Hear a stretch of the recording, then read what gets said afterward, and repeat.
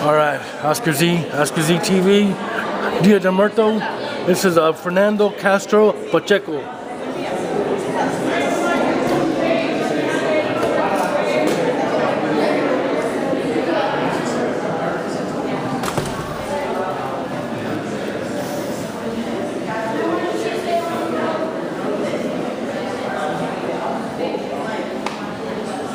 Wow, I absolutely love it.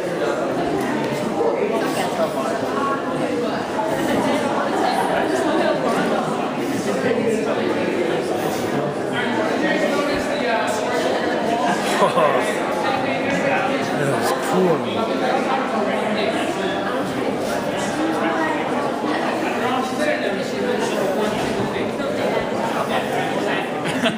So they're all synonyms with death, right?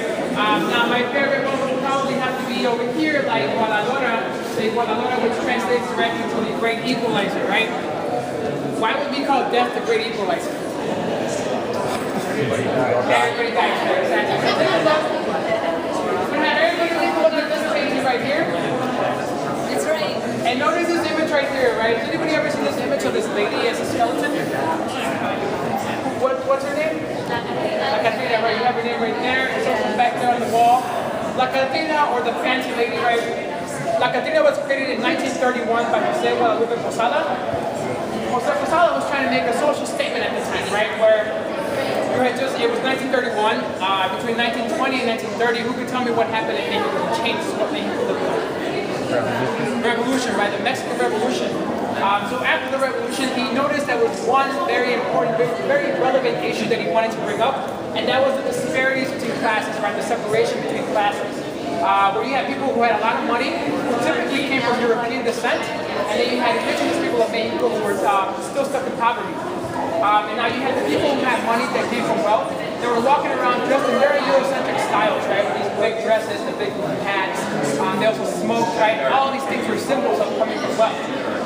So what he tried to do, right, he created this image of this fancy Eurocentric lady as an image of death, right? Trying to tell us that it doesn't matter how you choose to be perceived by society, how much money you have, or where you come from, we all have to face death eventually, right? And we're all going to end up the same way.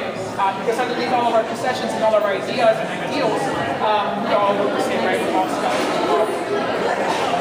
Alright, now if you take a look at this painting here, we have death by controlling all the aspects of our lives, right? This is supposed to represent us. It's people from all different backgrounds, all different walks of life. And it's telling us that behind all of our actions, right, we really always have to keep death in mind because it can be right around the corner. And although it is talking about a very grim subject, right, the idea that death is everywhere, and it's an idea that most of us don't like to think about, right, on a regular basis, what they're doing here, and what the Day of the Dead does, is that it takes this topic and makes it into something else, right? A kind of a festive celebration, a festive topic. Take a look at this painting specifically, right? Take a look at the style and the colors themselves are very playful, they're very festive. Kind of showing you that duality of the Day of the Dead. Right? So I'm going to have you guys follow me into the next room. Oh, yes. Yeah, it's a cool painting. Yes. Continue. Oh, wow. Pretty awesome. Wow. We're going to talk about this thing right there.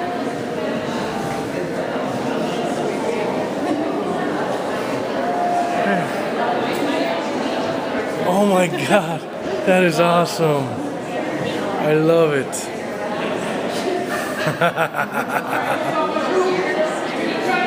That is amazing.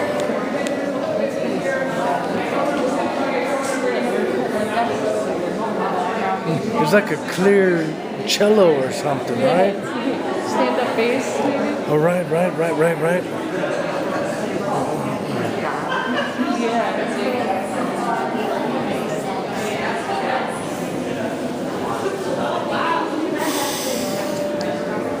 Alright, so we're going to talk about this piece here. Everybody's coming into the room. So over the last 10 years, you guys, if you've been to other Day of the Dead exhibits, our Day of the Dead exhibit, you might have noticed that over the last 8 to 10 years, it's changed a lot. Where we came here like in 2000 to our Day of the Dead exhibit, it might have looked entirely like this ofrenda bag, right? A lot of pecado, a lot of sugar skulls, very colorful. Nowadays, it's changed a lot.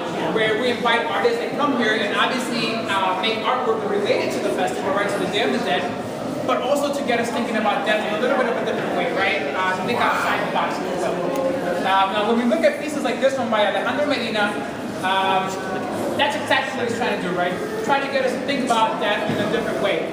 Now, what I'm going to have you guys do is actually interpret this piece for me by analyzing the materials that he used here. So let's start off with the materials on here. Who can name some of the materials that you see? Yes. Bottles, right? Do they look used or new? Used, right? They're used water bottles. Anybody else have something else? Yeah. Styrofoam. Foam, styrofoam, right? Exactly. Oh yeah, Anybody else? styrofoam. Newspaper. Newspaper bits, right? What's this thing over here?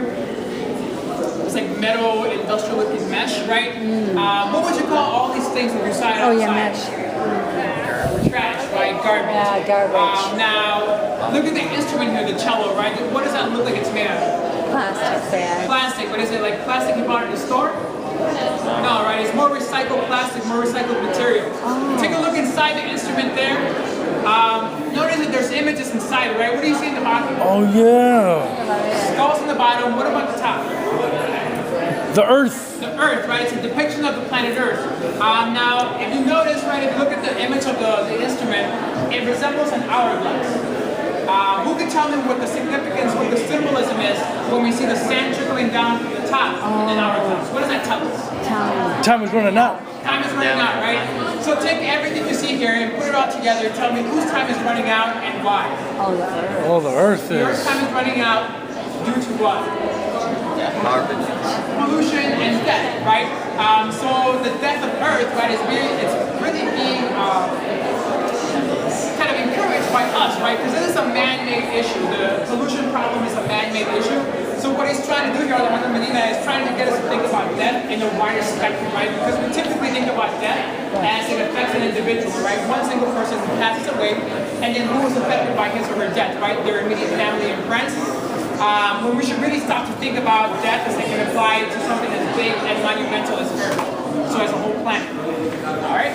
So again, these pieces here started with that painting right there, all the way to this piece over here. They're trying to talk about things in the environment and how they relate back to the Day of the Dead. So I do encourage you guys to take a closer look, especially Is that George Bush? The sides, they're very detail heavy, so you might miss them if you just kind of pass right by them. Alright, so if you guys have any questions, I would be advising you to send them.